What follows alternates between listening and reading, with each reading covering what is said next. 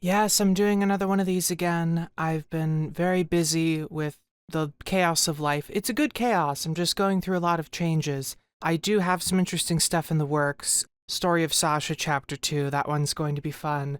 I have like an actual proper video essay in the works, and I've been really obsessed with dissociation and really honest internet transgender furries, and I might turn that obsession into a video if I can find a way to talk about it without sounding like rude or obsessed, even though I very much am. My special interests have been like cool internet people for the past like few months, and it's been like half a dozen of them now.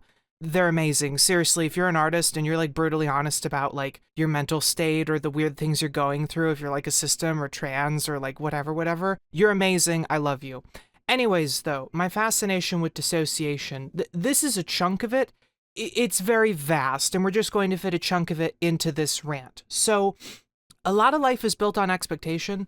Adults, when we're kids, teachers and whatnot, they're constantly telling us that the future is going to be amazing, right? Technology is going to make life so much easier. The job that we're going to work hasn't even been invented yet. All of this stuff. And it is very important to get the youth like excited about the future, give them a reason to care about their studies and not look at adulthood as this like punishment that comes with age. This is very important, but I have a feeling that honesty in regards to setting people's like expectations is also important. I do feel that like adults like way overhype the future to kids, or they try way too hard. And of course, with today's generation, I mean, the kids are not stupid. They have phones, they see the internet, and they think, right, like we have this fascist, climate change hellhole to look forward to. Why should I care about my studies? And now this like really glazed excitement for the future rings incredibly hollow because they can see right through it, right? So, I mean, that's an example of like the overly positive being really hurtful. But I give that example because I'm going to talk about the flip side, where it's the overly negative being really hurtful. When I was getting into my latter years of high school, I was starting to radicalize to the left, and I was learning about how truly bad it is for like a lot of adults in America, right? I am, a pretty upper middle class person. And of course, like any other, dumb teenager, I thought that my life was the average. And when I learned about the average life, that's basically what I would have defined poverty as. That was horrifying, right? Like that really changed my outlook on the world, because if you're an upper middle class person and you believe that your life is average, you're going to think that any person who's not well to do had to like really try to be there, had to really waste all their opportunities, because at the point of privilege that type of person has, you really have to try to fuck up. Doesn't mean you don't have the fear of it though. And nothing against the guy, but I was watching like Michael Moore documentaries. I remember the one about healthcare where these Americans were struggling with, I mean, basic health issues. And he took them all to what was it, like a country like Cuba or whatever that has universal health care. And these people were able to get like given a proper medical examination. This one woman in particular, I'll never forget her. She was able to get an inhaler, like a rescue inhaler, for like way cheaper than in America. And she just started bursting into tears. And she said, "I wish I could pack a briefcase full of these and take them back home." And I mean, there were other stories about this as well, adults who cried before work, people who were working crazy amounts of hours, or even just 40 hours, which is frankly a lot, too much in my opinion, and then barely being able to afford to live. And you just, right, like when radicalizing to the left, it's hard not to constantly see these stories, right, of people complaining about how they work really hard and they get to be a verbal punching bag, and then they have the privilege of maybe having a home to starve in instead of starving homelessly. And I know that like some of it's hyperbole and people are being a bit over dramatic to really sell how frustrated they are with this system. And it's only gotten worse over time. But that was just like my expectation on adulthood from the perspective of a person who was like radicalizing to the left. And genuinely at that time, I thought to myself, like, if this is the life I have to look forward to, right, that I'm going to be working most of my waking hours and my reward for it is still poverty. And maybe if I'm lucky, I might be able to like retire as some old fuck,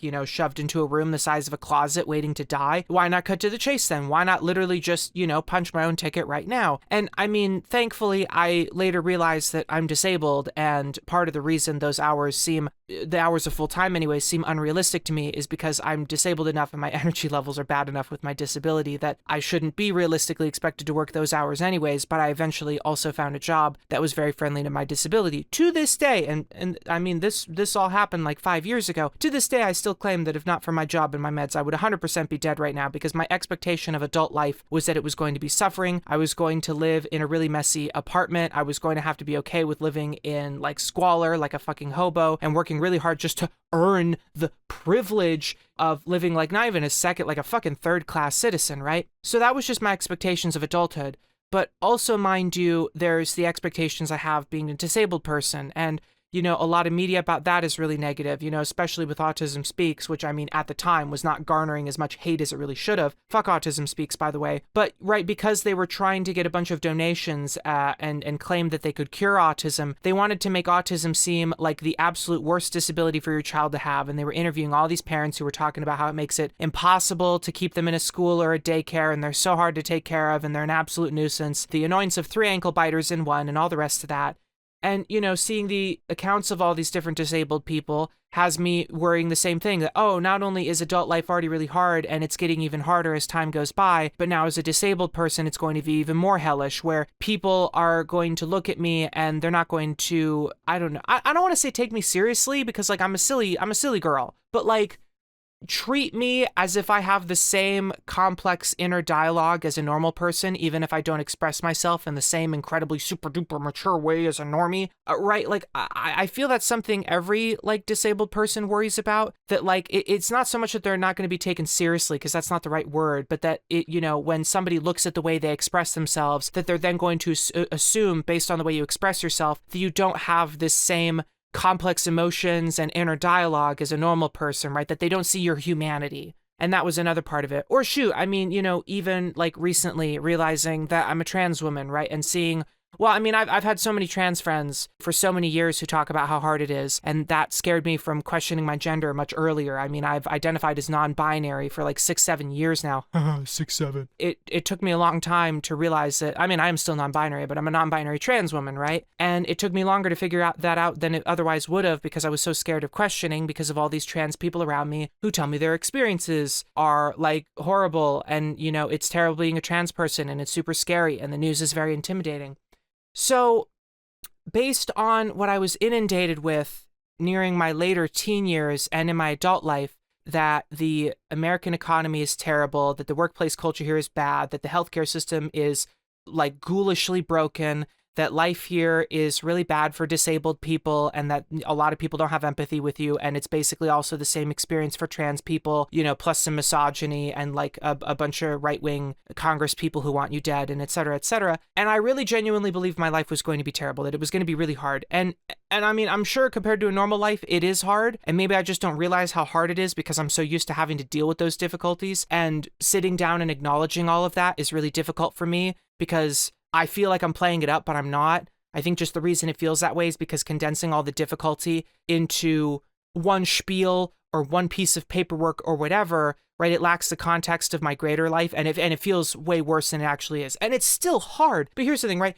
Most people talk about cognitive dissonance in the sense of like, here's reality and here's what your beliefs are, right? And usually they talk about it in terms of like politics, for instance, where a right-winger really believes in something even though reality is the complete opposite, and they have cognitive dissonance where they either double down on what they believe, fuck reality, or they have to learn that reality disproves their beliefs. But I think this is a very interesting flavor of cognitive dissonance where my internal belief of what my life was supposed to be was bad. I have a really negative outlook on the future, okay? When I was in my teens, I really didn't believe I was going to make it to 30. Now, as a person in their mid-20s, you know, do I have an easy time believing I'm going to make it to 30? Yeah, maybe even 40. But I half joke about it, but it's evidence that I really do believe in this, that I really don't believe I'm going to make it to 60. I really don't, right? The world can change so unpredictably in the next couple of years, let alone the next more than 30 of them, that I have no idea if I'm going to survive till then. Also, fuck any adult who tells you that you're bad at adulting because you don't have some 3-year plan. Oh, you don't know where your life's going to be in the next 2 years?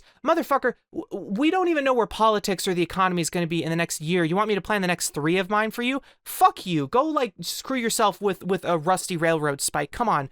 Bullshit. Adulting looks very different today than it did before 3-year plan. My fucking tranny ass. But I have this cognitive dissonance, right, where my internal expectation of what my life was supposed to be was like really bleak. And I mean, again, granted, I'm privileged and that has worked in my favor and given me advantages that are obviously not accounted for in some of these pornographically depressing stories about American poverty. But so here's the thing that stems from this cognitive dissonance. It is an odd neuroticism. And as much as I've become obsessed recently with like internet autistic trans furries or whatever, who are very honest about all the different oddities of their mind, and as much as I've followed that theme a bit, you know, with my channel, let me give you another one, right? Because either I'm going to sound crazy or this is going to be relatable, right? So because my life is doing well, even though I hold this very heavy cognitive dissonance, right? Life is supposed to be terrible. The American economy is bad. Healthcare is horrible. I'm disabled. I'm supposed to be suffering. I'm trans. I'm supposed to be suffering. And because I'm doing well, maybe dissociation isn't the right word, but I suffer from some depersonalization and derealization. It's funny because I'm transitioning, haha, no pun intended. I'm transitioning from the depersonalization and derealization of being trans and unmedicated. And now that I am medicated, I'm feeling a lot less of that. And now I'm transitioning to a depersonalization and derealization that's more like disability flavored. Like, autism is really traumatizing. The prevalence rate of PTSD for autistic people is between like 30 to 60%. Okay, it's less than 6% for non-autistic people. Society does not know how to make untraumatized autists. And I am still suffering the mental aftertaste of trauma from, I mean, just, you know, growing up as a child in a world that doesn't understand autism, right? Being told that I talk too much, or I'm too much, I'm too bombastic, that's embarrassing, you're embarrassing, you were too loud, you're being too excited, your voice is too, right? That imprints so hard because I was so young and like impressionable. I still unfortunately hold all that trauma. I'm still trying to unlearn it, you know, even though it's like over a decade later. But also like that affected my ability to make friends, right? And that's doubly as hard when it's difficult to go out when I have poor energy due to my disability and also a bunch of body dysmorphia and dysphoria as a trans person. So it's even more difficult to get out there. And for some reason still, I have a really, really wonderful, amazing partner. Partners, dating a system counts as polyamory. I don't care what you say. I have some very amazing partners. I have like really, really, really great friends who care about me and are there for me. And when I'm being weird and when I'm being a lot, instead of being told I'm being too much, I'm told to be more. I'm told that that's what they're there for. And I love hearing those things. Like, I don't want people to not say those things. Like, it's great to hear it. But because I'm living this fulfilling life that everything up until now I was taught I wasn't supposed to have, there's this depersonalization and this derealization where life starts to feel fake. Like, oh, maybe this is just happening because, I don't know, like some wealthy donor somewhere or my parents or whatever are paying for my friends to talk with me. Or, you know, maybe it's like those memory care neighborhoods in like that one place in Europe where the handlers or whatever are disguised as like townsfolk to help the elderly people with dementia. Maybe my life is like that. You know, maybe my social worker or caregiver or whatever is actually somebody close in my life and they're just like really good at their job and hiding it or whatever. Or maybe this, that, and the other thing. And yeah, these are like stupid, neurotic things to believe, but the cognitive dissonance that I hold is so difficult because I've been so constantly inundated with media that was telling me my life was going to be bad for like 3 or 4 incredibly big reasons. Here's like hundreds and hundreds of examples and real people and all that stuff talking about how miserable their lives are because of just one of these things. And my life is doing fine. And it's like all of reality must be a stage. This must be fake. I must be dreaming. I'm going to wake up and my life is going to be miserable. My friends are either fake or they're paid to like hang out with me, or they're like social workers or they're handlers, or like maybe they all secretly don't like me, or maybe I am being too much because they pity me because I'm disabled and life is supposed to be difficult for me, and the pity is so hard that it doesn't allow them to be like honest about it or all this other stuff. You know, it's like this massive piece of seaweed in my teeth that like nobody is telling me I actually have in there, even though it's incredibly obvious. Maybe it's incredibly obvious that I'm actually really awkward or that I sound weird or whatever, and nobody tells me because they know I can't fix it or some other thing. Because that's the thing. Like, I hate this idea in the minds of like able-bodied people that like just because somebody talks weird or they have a lisp or whatever, or their voice is a bit off, they have a slur, or you know, you watch somebody who like they survived a stroke and you know they slur their words or whatever, they're so quick to assume that that person's inner dialogue is also blunted just because they have a poorer time expressing themselves. And it's like, fuck, do I sound disabled? Do I sound weird? Do people assume that my inner dialogue or whatever is not like theirs, that I don't have as much humanity, hold as much consciousness as that? I don't know. I have a feeling this is why I think it was Philosophy Tube's video where she came out, where she talked about how, like, I don't want to talk about all the negativities of being trans because I don't want people to look at my body like this thing for medical intervention. You know, I want to prove to people that trans bodies are just as capable of experiencing joy, of course, in a different flavor because we're different, but still experiencing joy just like, you know, non-trans bodies. Or, you know, even to extend on her philosophy there, that, you know, disabled people should also talk about joy and that they have to experience it in a different flavor, sure, but their bodies are just as much capable of experiencing joy as an able-bodied person, or right, etc., etc. And at first, you know, I mean, it's hard not to listen to this and think that this is some type of structuring for like forced positivity, but now, like, running through these emotions, I understand it. It's because they probably grew up in the same media environment where they discovered all these things about themselves, saw this media, that this thing they just discovered about themselves, instead of that being beautiful and wonderful and self-actualizing, it's now a punishment among themselves. Like how many people maybe have denied their disability or their transness or whatever, not because they hate self-actualization, but more so just because they're afraid that that self-actualization is then going to come with the immediate punishment of realizing everything that's going to be difficult with them. Because, like, unfortunately, the way we communicate in society, the way we legitimize ourselves, is we have to talk about how much we're suffering. Otherwise, people just don't give a shit about us, right? Like, civil rights activists or like normies are not going to give a damn about us unless we're constantly talking about our struggles. You know, nobody's going to want to donate to a transgender charity or a foundation for disabled people if they're only told stories about how happy we are because, oh, they don't need my money, they're doing well. So we have to constantly talk about how we're miserable. We have to tell that to the government to get any type of assistance. We have to tell that to normies to make them understand our plight or to be empathetic to it. And it fucking sucks because then for other people who are dealing with the same things, that's not the message they need to hear. They need to hear that they're that this does not bar them from having a happy life, that this does not bar them from joy, that this does not keep them from living a fulfilling life. And you should absolutely please stay alive to experience that. I've had moments now recently where life has genuinely been going so well that I sit down and I have a retrospective and I think I'm so glad that I didn't kill myself the half a dozen times I tried throughout my lifetime. Fuck. People need to know about the joy, and I hate this idea that we're only legitimate if we're suffering. It is so... It triggers so much neuroticism to have to deal with this disconnect between actually... I'm sure I had to work very, very hard for it, and maybe I'm not giving myself enough credit because, you know, again, I don't have a normative life for that to be relative to. I haven't lived a normal life. I don't talk to normal people, okay? I'm very weird, right? But I have this neuroticism now because I'm struggling with holding this belief that life was supposed to be really hard and basically living hell, and I'm doing fine. I still don't know how to deal with that. I wanted to get that thought out. I still don't know how to deal with it. I will admit, though, that, like, the really interesting internet people I've been obsessing over recently are, at the very minimum, proof to me that, like, I shouldn't have survivor's guilt over this because there are people who have gone through, like, it's not a competition and people doing worse than me don't invalidate my experiences. I'm aware. I'm trying to internalize it. I have a lot of thoughts that I can think. I'm having a hard time internalizing them. I'll figure that out eventually. But there's, like, people out there who have suffered way worse than me and are also doing really well.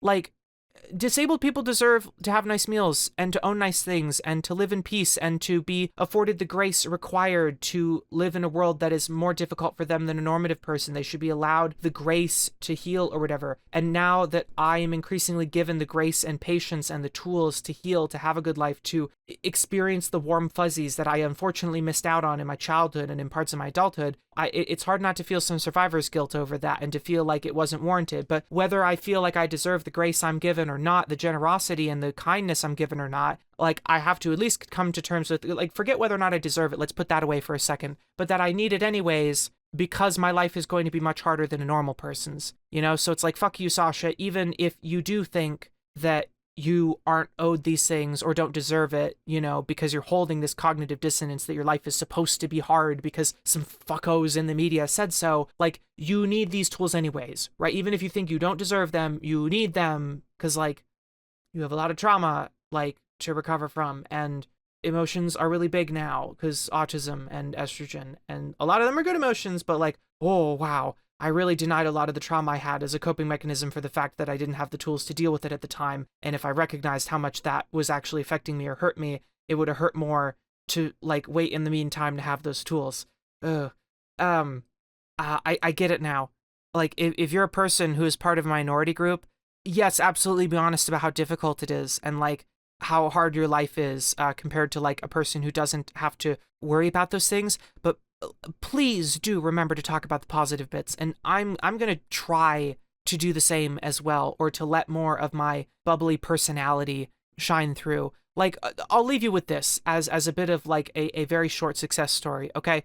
Like, in my earlier teen years, I was bubbly and I was energetic. I had the ability to work on my hobbies and whatnot daily, right? To talk with friends and try all these new things, be bombastic and adventurous and experiment and whatnot. And as I got into my depressive rut, as I got into my late teens, I started to have really big problems with energy. Like, life was really difficult, and I worried that I just lost that bubbly person to aging, right? I was worried that they were dead, that they were lost to time. And it took me a lot of years to claw that back, like to lose all my depression weight, to get medicated for my disability so that way my energy isn't absolutely terrible, and to get medicated on estrogen. And wouldn't you know it, that really energetic, bubbly person is back. And like, they weren't dead. I saved them. I saved her. And it took a lot of effort. It took many years. It took realizing that there were multiple medications I needed to be on and, you know, for the rest of my life, but I got them back. I mean, the unfortunate part is that, like, I now have to learn not to be so apologetic for this, that people enjoy this part of me, people enjoy me being bubbly or whatnot. I have to, like, I wanted it for so long, and I wanted it really badly, and I was so worried that that person was dead, and I get it back, and now I feel shame over it a little bit, because I was like, I'm being too much, I'm being too talkative, I'm being too bubbly, And other people are like, no, please be bubbly, the world sucks right now, we need somebody who's energetic and bubbly and whatnot, and don't be afraid of that. And the people who told you to be embarrassed over it, or that you're being too much, they were in the past, and they don't exist anymore, and they're assholes, and fuck them. And I'm glad that I have friends who are trying to teach me that. But yeah, like, it sucks because we only have the ability to internalize these words as soon as we're on the other side, but it really does get better. It gets better. Did I have an atom within my entire body that was capable of believing that 5 years ago? Absolutely fucking not. But I do believe it now. It gets better, right? I'm trying not to rant about just some of the cool internet people I've been obsessed over, because that needs to be a separate video. But like, you know, even some of those people are genuinely, they're evidence that it really does get better. Humans have this just insane capability to survive things we really didn't think we ever would.